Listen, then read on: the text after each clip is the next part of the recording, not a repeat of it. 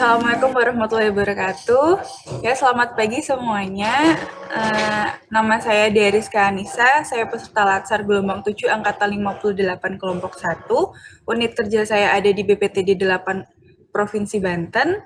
Hari ini saya sebagai host dan narasumber kita hari ini adalah Mas Wahyu. Ya, Mas Wahyu boleh memperkenalkan diri? Halo, selamat berjumpa dengan Mbak Dea. Oke, perkenalkan diri saya, Mbak. Nama saya Wahyu Adiwiono, saya peserta Latsar CPNS Kementerian Perhubungan. Saya gelombang 7, angkatan 58, kelompok 1. Tepatnya nanti kita bincang-bincang lah di belakang nanti ya. Eh, Oke, Mas, udah semangat nih kita hari ini membahas tentang merit sistemnya ya. Semangat banget pasti. Semangat. Oke. Oke, Mas, bisa dimulai dari pertanyaan pertamanya, sudah siap? Sudah siap. Silakan Kak Dea. Pertanyaan pertama nih, menurut Mas Wahyu sendiri, apa sih merit system itu? Oke, kita ketahui ya, Mbak. Jadi menurut pasal 1 Undang-Undang Nomor 5 Tahun 2014 tentang Aparatur Sipil Negara, sistem merit adalah kebijakan dan manajemen ASN yang berdasarkan pada kualifikasi, kompetensi, kinerja secara adil dan wajar, dengan tanpa membedakan latar belakang politik, ras, warna kulit, agama, asal-usul, jenis kelamin, status pernikahan, umur, dan kondisi kecacatan. Jadi sama rata semuanya lah. Oke, oke, begitu ya, Mas. Iya. Selanjutnya nih, Mas, di Indonesia sendiri nih, kapan sih merit system itu diberlakukan pada proses penerimaan ASN?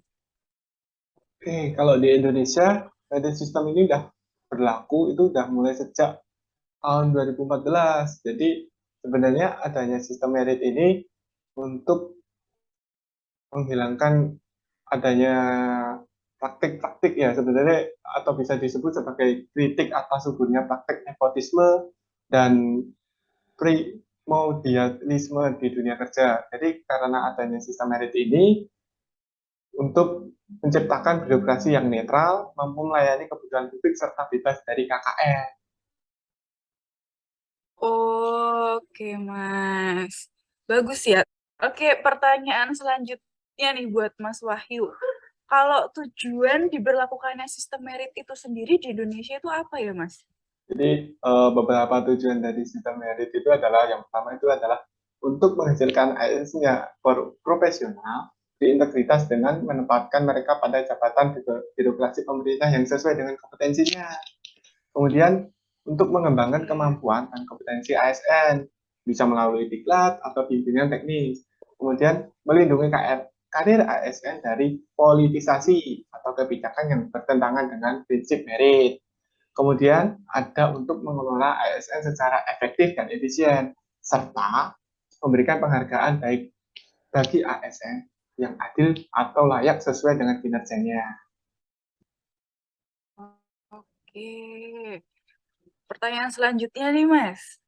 Kalau implementasi atau penerapan dari merit system itu sendiri dalam manajemen ASN di Indonesia itu gimana menurut Mas Wahyu? Jadi untuk implementasi merit ini dapat diwujudkan dari yang pertama itu penyusunan dan penetapan kebutuhan, kemudian pengadaan, kemudian pengembangan karir ASN, kemudian promosi dan mutasi, penilaian kerja, kemudian penggajian, penghargaan dan disiplin, dan bisa jaminan dan perlindungan baik di hari pensiun atau jaminan dalam pekerjaan. Itu Kak Dia. Oh, oke. Oke, Mas. Kalau buat kelembagaan dan jaminan sistem merit dalam manajemen ASN itu gimana nih, Mas? Jadi kalau kelembagaan dan sistem merit itu ada dua. Yang pertama itu adalah Komisi Aparatur Sipil Negara atau bisa disingkat dengan KASN. Jadi Komisi Aparatur Sipil Negara di sini memiliki kewenangan untuk melakukan monitoring dan evaluasi pelaksanaan kebijakan dan manajemen ASN dalam menjamin perwujudan sistem merit serta pengawasan terhadap penerapan asas serta kode etik dan kode perilaku ASN. Nah, untuk kelembagaan yang kedua itu adalah Kementerian PAN RB yang bertugas untuk memberikan pertimbangan kepada Presiden dalam penindakan pejabat yang berwenang dan pejabat penindak kepegawaian dari penyimpangan sistem merit atau dalam pengelolaan ASN. Oke, pertanyaan terakhir nih buat Mas Wahyu. Menurut Mas Wahyu nih, dari mulai diberlakukannya sistem merit di Indonesia sampai saat ini, gimana sih pelaksanaannya di lapangan?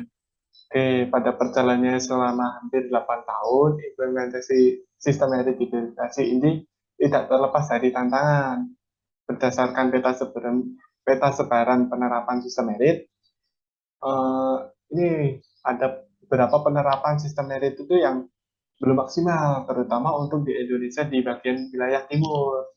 Karena wilayah Indonesia yang cukup luas, mungkin menjadi suatu kendala tertentu dari penerapan sistem merit ini. Tapi secara keseluruhan, penerapan sistem merit ini sudah baik kalau di Indonesia. Sangat baguslah Oke. untuk dilaksanakan untuk di masa yang akan datang. Mungkin gitu Kak. Cuman emang belum maksimal ya Mas Iya, di beberapa daerah ya. karena itu di wilayah Indonesia yang cukup luas dan mungkin di wilayah Indonesia bagian timur kan untuk fasilitas dan penunjangnya kan belum secara terpenuhi gitu. Mungkin gitu. Oke. Oke. Mungkin cukup sekian aja ya Mas pertanyaannya. Kalau dari pertanyaan-pertanyaan tadi nih, boleh langsung aku simpulkan aja? Boleh, silakan.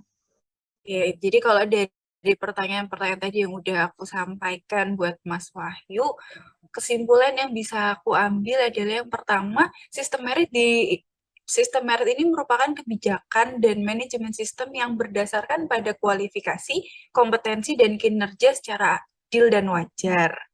Ya, Selanjutnya, ada sistem merit selain beresensi transparansi untuk menciptakan birokrasi netral dan mampu melayani kebutuhan publik serta bebas dari KKN.